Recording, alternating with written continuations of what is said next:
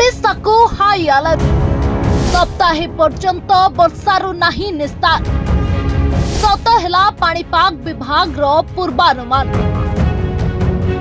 वर्षारे बुड़ीब सारा ओडिशा लोके असह्य खरा पाई त्राही त्राही डाकी वर्षा को खोजुथिले एबे एमिति वर्षा हेउछि जे धन जीवन अस्तव्यस्त पाणीपाग विभाग पूर्वानुमान अनुसार आहुरी सप्ताहे वर्षिब बंगोपसागर रे सृष्टि हेला लघुचाप क्षेत्र उत्तर पश्चिम बंगोपसागर और पार्श्ववर्ती उत्तर ओडिशा निकटरे लघुचाप क्षेत्र सृष्टि होईछि एहा सह जड़ित घूर्णिबलय समुद्र पतनरू 7.6 किमी उच्चता पर्यंत विस्तृत रहिछि आसंता 2 ରୁ 3 दिन मध्यरे आहुरी सक्रिय हेब लघुचाप जहार प्रभाव एबे राज्यर विभिन्न स्थान रे देखा गलानी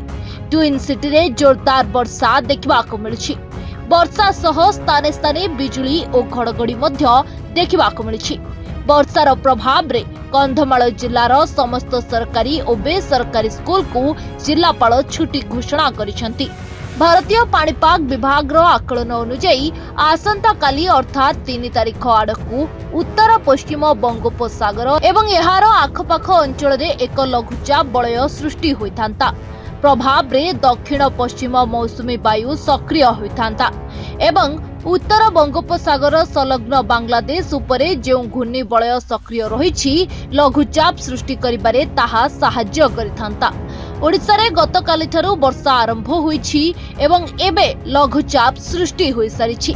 7 तारिख पर्यंत वर्षा हेबा नै संभावना रहिछि विशेष करी उत्तर एवं आभ्यंतरीण ओडिशार केतेक जिल्ला रे प्रबलरू अति प्रबल वर्षा आशंका करा जाउछि एनै विभिन्न जिल्ला को अलर्ट जारी करिछि आंचलिक पाणीपाग विज्ञान केंद्र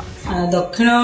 बांग्लादेश संलग्न उत्तर बंगोपसागर उपरे समुद्र पतन ठारू 1.5 एवं 5.8 किलोमीटर उच्चतार थिबा घूर्णिबलयटी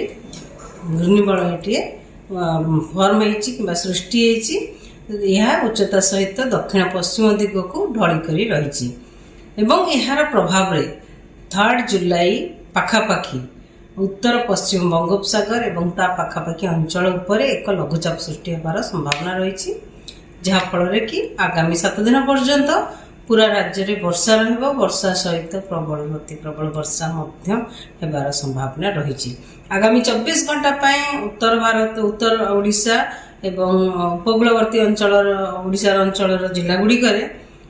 अधिकांश स्थान में हल्का मध्यम वर्षा रहिबो ता सहित दक्षिण आभ्यंतरीण ओडिशा जिला गुड़िकर अनेक स्थान में हल्का मध्यम वर्षा रहिबार संभावना रही सहित प्रबल अति प्रबल वर्षा गोटे कि 2टे स्थान रहिबार संभावना रही 2 तारिख रे मध्य अधिकांश स्थान में हल्का मध्यम वर्षा रहिबार संभावना रही राज्य में ता सहित प्रबल अति प्रबल वर्षा केउंझर जिले में गोटे कि 2टे स्थान रहिबार संभावना रही सहित मयूरभंज देवगढ़ संबलपुर झारसुगुड़ा जिले में मध्य गोटे कि 2टे स्थान में प्रबल वर्षा हेबार संभावना रही 3 तारिख रे राज्य रे अधिकांश स्थान में हल्का मध्यम वर्षा रहिबो ता सहित प्रबल अति प्रबल वर्षा रहिबार संभावना रही जेमति कि हमर मयूरभंज केउंझर जिले में दाटू गोटे कि 2टे स्थान में ता सहित भद्रक केन्द्रापड़ा जगतसिंहपुर कटक मालकानगिरी कोरापुट रायगड़ा गजपति जिले में गोटे कि 2टे स्थान में प्रबल वर्षा ब्यूरो रिपोर्ट सरकार न्यूज।